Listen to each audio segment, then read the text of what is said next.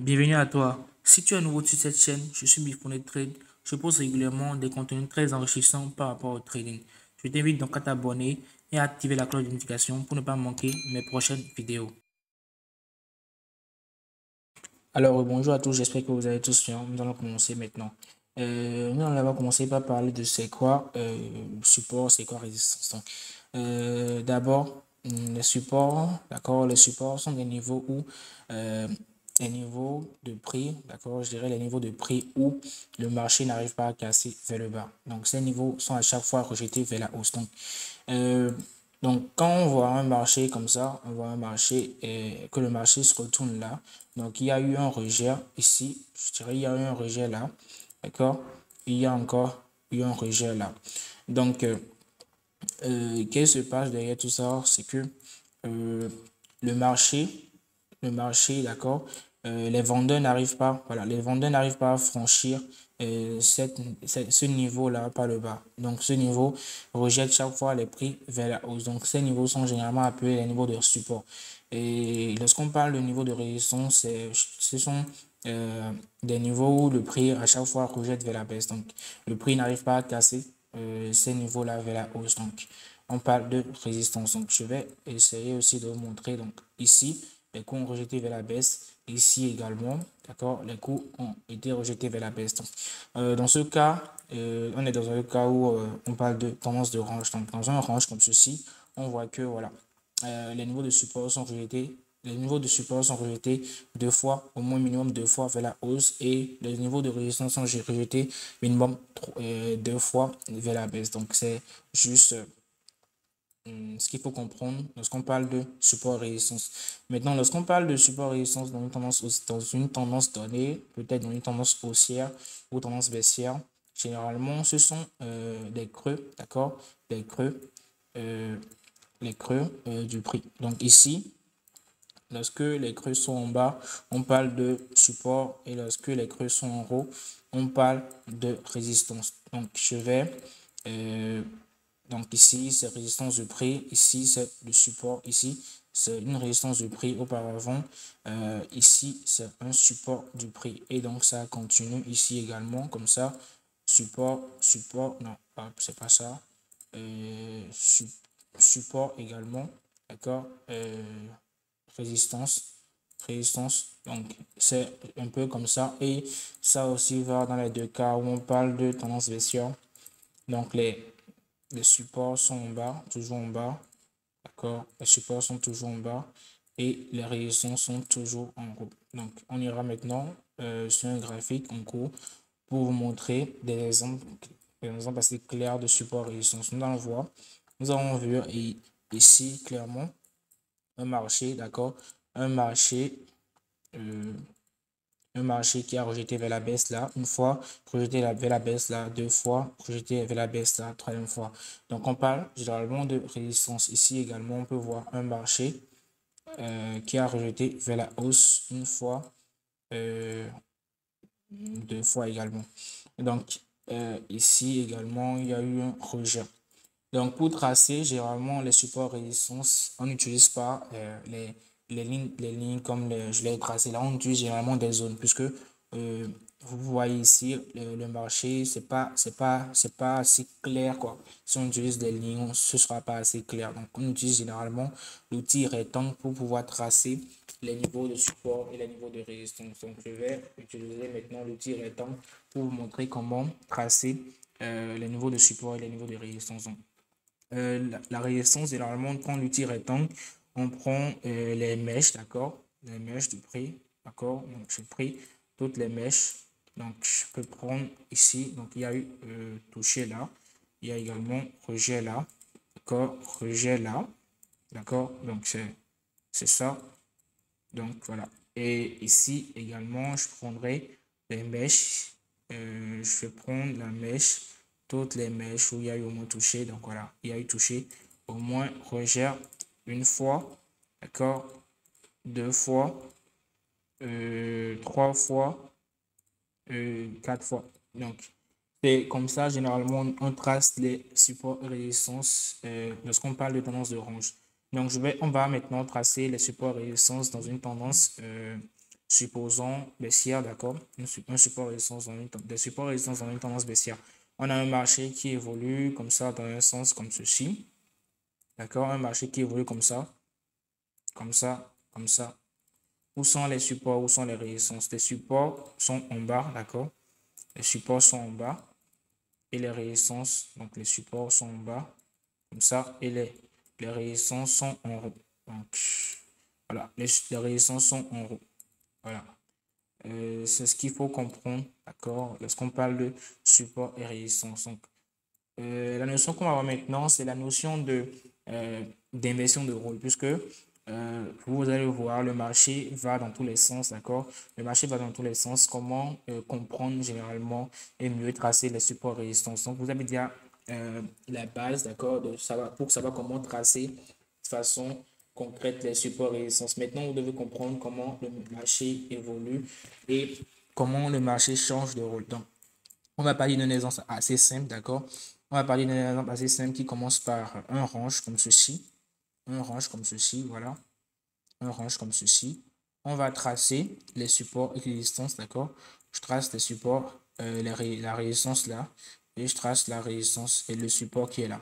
Donc, par la suite, généralement, ici, donc je mets ça, je mettrai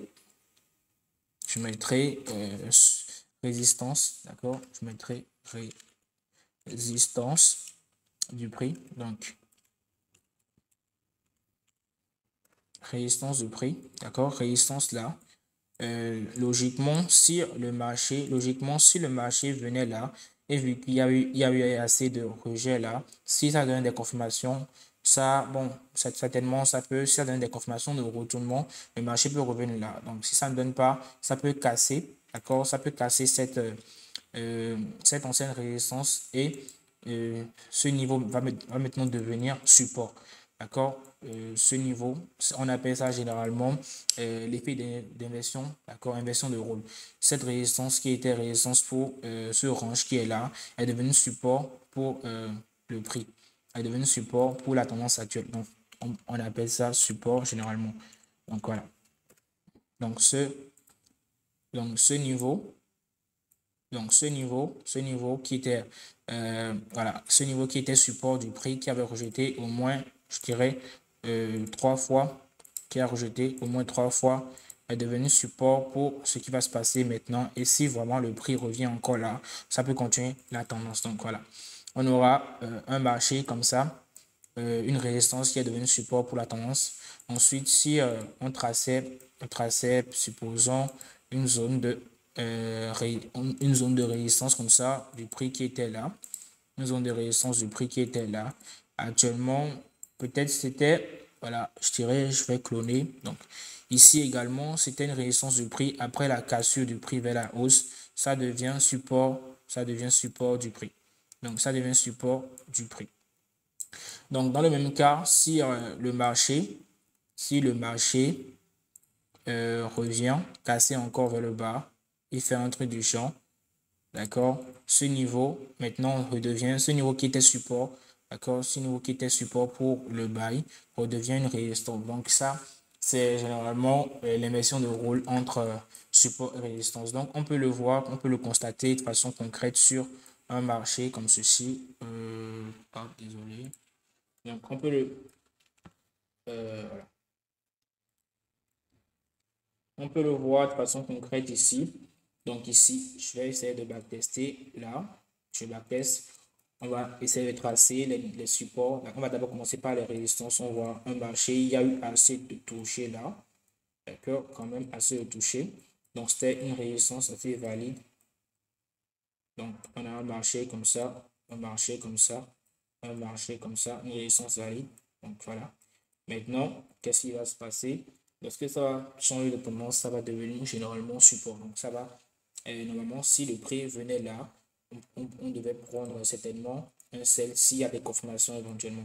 Donc, si le marché casse cette zone de résistance du prix, ça va faire une inversion de rôle et ça va devenir support pour le prix. Donc, c'est ce qu'on va voir de façon concrète là. On voit que le marché est toujours baissier là. Donc, voilà, ça casse.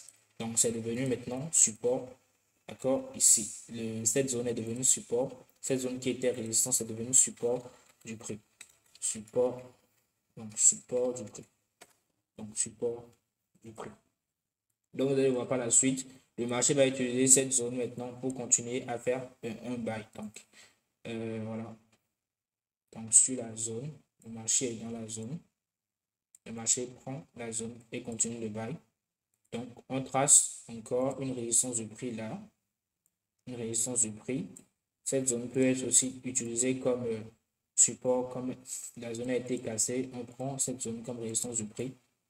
Résistance du prix qui devient support pour le buy. Donc on va voir par la suite ce que le marché va faire. Donc on voit un marché qui continue. Hop. Donc voilà. On a un marché comme ça. Une zone, une zone de résistance assez valide ici. Avec plusieurs touchés. D'accord, avec plusieurs touchés également.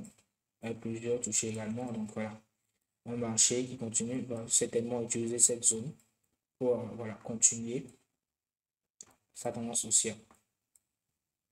Si le marché touche cette zone. Donc voilà, on voit que le marché n'a pas touché la zone. On a une zone de résistance qui est devenue support également. Une zone de résistance ici qui est devenue support. Une résistance ici qui est devenue support ici. Donc voilà. Si il y a eu 2 fois de rejet vers la baisse et puis logiquement le marché va utiliser cette zone pour continuer la hausse. Mais si ça n'utilise pas cette zone, il y aura forcément un truc là, une inversion de rôle, à un moment donné. Donc, est-ce qu'on va voir le marché qui continue par la suite, revient dans la zone, vous voyez, ça touche ça, utiliser cette zone pour faire ce long buy. Donc voilà, le marché qui fait un renversement maintenant, un marché qui fait un renversement, cette zone qui était support ici, cette zone qui était support, va devenir résistance pour le prix à ce niveau. Donc c'est ce qui va certainement se passer. Donc vous voyez, cette ancienne zone qu'on avait tracée ici, cette ancienne zone qu'on avait tracée, le marché revient dans la zone pour chercher des confirmations et prendre, voilà, une opportunité. Donc, le marché revient dans la zone, repart, voilà, hop, le marché a utilisé cette zone et puis ça continue à baisse. Donc voilà. Également, on voit clairement qu'il y a eu une zone, une bonne zone de support là qui va devenir maintenant résistance pour le marché ici. C'est tellement ici. Voilà, ici. Donc voilà. Ce qui va se passer, on prolonge nos zones ici, nos anciennes zones. Puis hop, le marché casse. Vous voyez, le marché a cassé. Vous voyez cette zone de support que je voulais, le marché voulait utiliser pour celle. Le marché a utilisé cette zone de support maintenant comme cette zone de résistance. Voilà, cette zone de résistance maintenant pour faire un bail là. Donc c'est un peu comme ça, le marché évolue en changeant, d'accord, en changeant, en utilisant les supports et résistance pour faire ces mouvements.